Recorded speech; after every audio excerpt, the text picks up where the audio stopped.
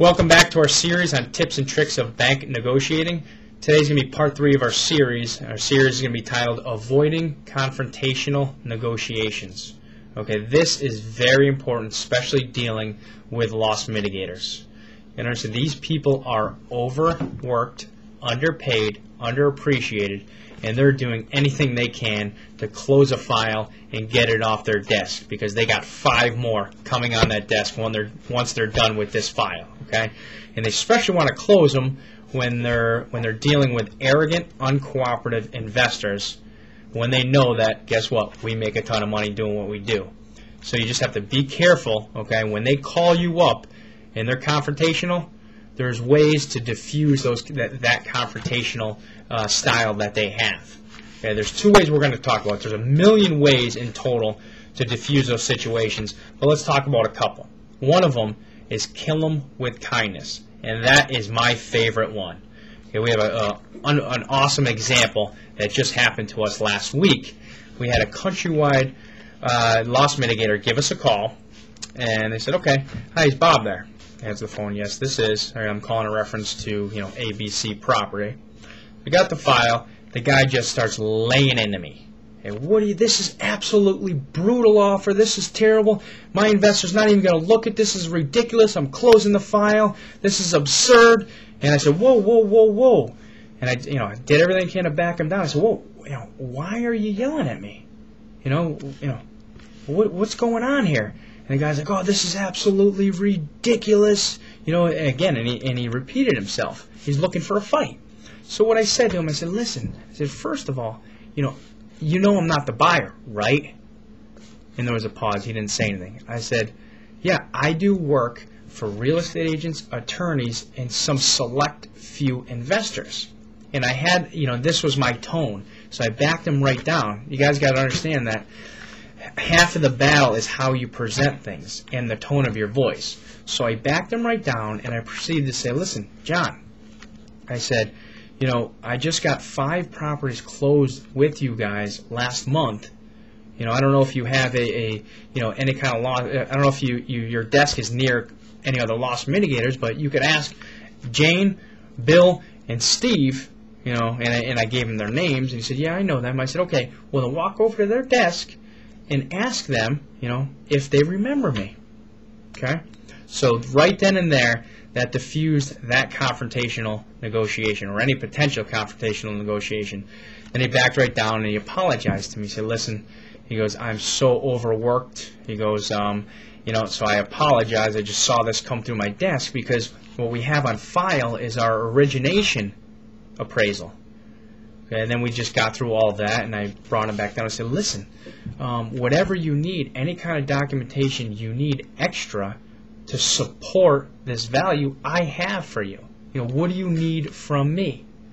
So what I did is I took him away from any kind of adversarial or confrontational negotiation position, and I brought him back down, okay, to my level, to where, listen, I'm doing everything I can for you. So I love killing loss mitigators with kindness, number one. Another way is we use the emotional buttons. Okay, we use the feel, felt, found formula. I love this formula. Okay, it's an emotional way to identify with them. We use this when we're at a stalemate. Okay, a lot of you guys will be able to attest to this. When you're at a stalemate on whether the bank will order a BPO or appraisal, this is a great way to use the feel, felt, found formula.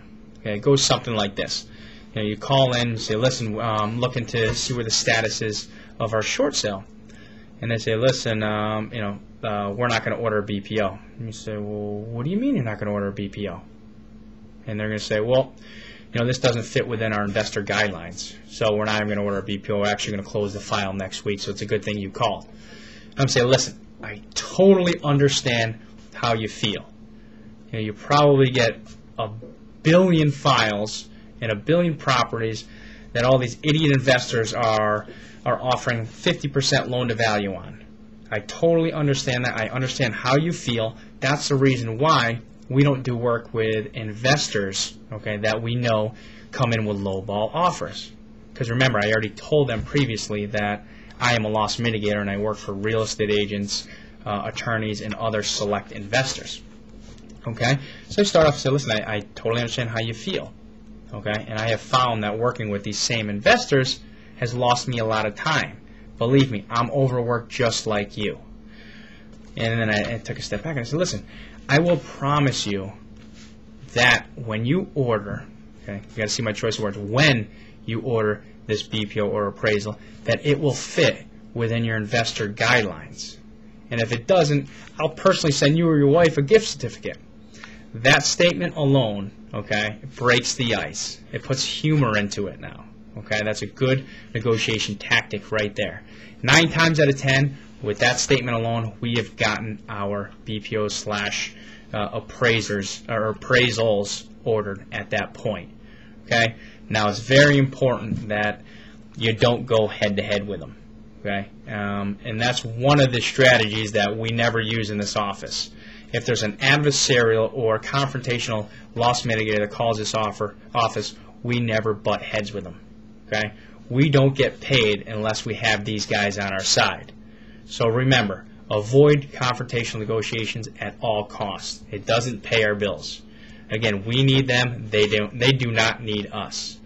Okay, so with that said, I don't know if you guys remember last week, I do have a video blog going, which is this blog, and I do have an Ask page, which is askboblachance.com, and I'm fielding questions only on bank negotiating. So if you guys have any loss mitigation bank negotiating questions, feel free to go to askboblachance.com, and I'll do the best I can to get back to you.